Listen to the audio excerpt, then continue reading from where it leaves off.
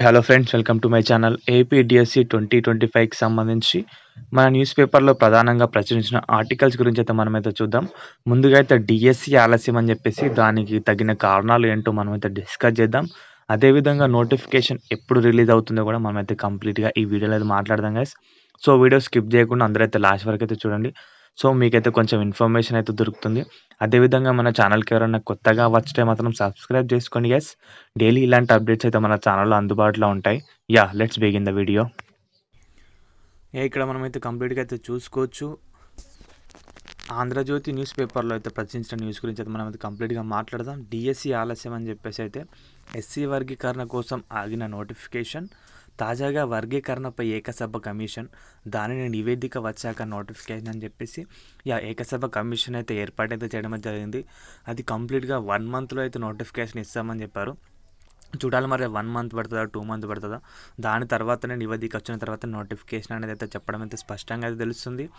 ఈలోగా అభ్యర్థులు సన్నద్ధం అవకాశం, అంటే ఈ గ్యాప్ను అయితే అభ్యర్థులు అయితే యూటిలైజ్ చేసుకుని డిఎస్సికి అయితే ప్రిపేర్ కండి అనేది చెప్తున్నారు. నోటిఫికేషన్ ఇచ్చాక ప్రక్రియ వేగవంతం, న్యాయ వివాదాలు రాకుండా ప్రభుత్వం కసరత్తు అని అయితే మెన్షన్ చేశారు. దాని గురించి మనం అయితే ఇంకొంచెం ఇన్ డీటెయిల్గా అయితే చూద్దాం గైస్. ఇక్కడ చూసుకుంటే కనుక అయితే మెగా డిఎస్సి నోటిఫికేషన్ జారీకి మరికొంత సమయం పట్టే అవకాశం కనిపిస్తుంది. షెడ్యూల్ ప్రకారం ఈ నెల 6న నోటిఫికేషన్ విడుదల కావాల్సి ఉండగా అనూహ్యంగా వాయిదా పడింది. ఎస్సీ వర్గీకరణకు సుప్రీంకోర్టు అనుకూలంగా తీర్పు వెలువరించిన నేపథ్యంలో డిఎస్సి నుంచే దానిని అమలు చేయాలని వచ్చిన విజ్ఞప్తుల మేరకు నోటిఫికేషన్ను వాయిదా వేయాలని అయితే నిర్ణయించారు. రాష్ట్రంలో ఎస్సీ వర్గీకరణ ఎలా చేయాలన్న దానిపై ప్రభుత్వం ఏకసభ కమిషన్ అయితే నియమించింది. ఈ విషయం కూడా ప్రతి ఒక్కరికైతే తెలిసిందే. మేజర్గా నోటిఫికేషన్ అనేది ఆగిపోవడానికి ముఖ్య కారణం అయితే ఎస్సీ వర్గీకరణ అనేది అందరికైతే తెలిసిందే కదా. దాని గురించి అయితే ఇందులో వివరించారు. 2 నెలల్లో నివేదిక ఇవ్వాలని ఆదేశించింది. దీంతో నివేదిక వచ్చిన తర్వాత ముందు 1 మంత్ అని చెప్పేసారు, ఇప్పుడు 2 మంత్స్ అని అయితే మెన్షన్ చేశారు. నివేదిక కోసం డిఎస్సి నోటిఫికేషన్ వెలువడనుంది. 2-3 నెలల్లో నోటిఫికేషన్ జారీ చేసేలా ప్రణాళిక రూపొందిస్తున్నారు. అంటే డిసెంబర్లో నోటిఫికేషన్ వస్తుందని చెప్పేసి మళ్ళీ ఇప్పుడు 2-3 మంత్స్ అని అయితే చెప్తున్నారు. ఈ విషయం కూడా అభ్యర్థులు అయితే పట్టించుకోండి. ఈలోగా డిఎస్సికి సిద్ధంగా ఉండాలని అభ్యర్థులకు ప్రభుత్వం స్పష్టం చేయనుంది.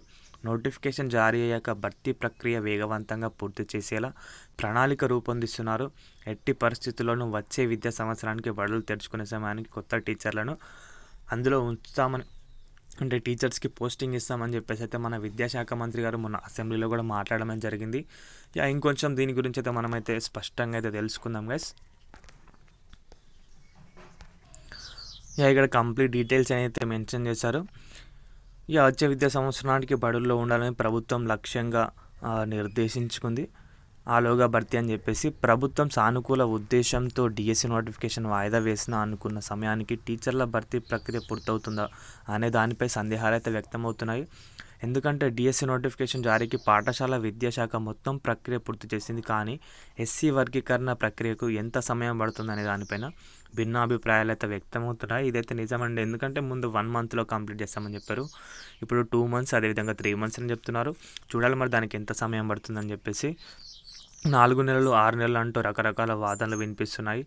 వర్గీకరణ ప్రక్రియ పూర్తయితే అందుకు అనుగుణంగా ఆర్ఓఆర్లో మార్పులు చేసుకొని వెంటనే డిఎస్సి నోటిఫికేషన్ ఇస్తారు. ఒకవేళ వర్గీకరణకు 6 నెలల సమయం తీసుకుంటే దాదాపు కొత్త విద్యా సంవత్సరం చేరువవుతుంది. అప్పుడు డిఎస్సి ప్రక్రియ ప్రారంభిస్తే విద్యా సంవత్సరం మధ్యలో కొత్త టీచర్లు వచ్చే పరిస్థితి ఉంటుంది, కానీ ఈలోగా ప్రక్రియ పూర్తవుతుందని, ఎలాగైనా విద్యా సంవత్సరం ప్రారంభం నాటికే పూర్తవుతుందని పాఠశాల విద్యాశాఖ చెబుతుంది.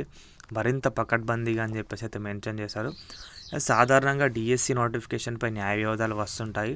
వాటిని పరిష్కరించడానికి పాఠశాల విద్యాశాఖకు ఎక్కువ సమయం పడుతుంది. ఈలోగా షెడ్యూల్లో మారిపోతాయి ఉంటాయి. ఈ నోటిఫికేషన్కు అలాంటి పరిస్థితి ఎదురు కాకూడదనే ఉద్దేశంతో పాఠశాల విద్యాశాఖ అధికారులు న్యాయ వివాదాల అంశాలను సుదీర్ఘంగా సమీక్షించారు. వివాదం తలెత్తకుండా నోటిఫికేషన్ సాఫీగా పూర్తి చేయాలని లక్ష్యంగా పెట్టుకున్నారు.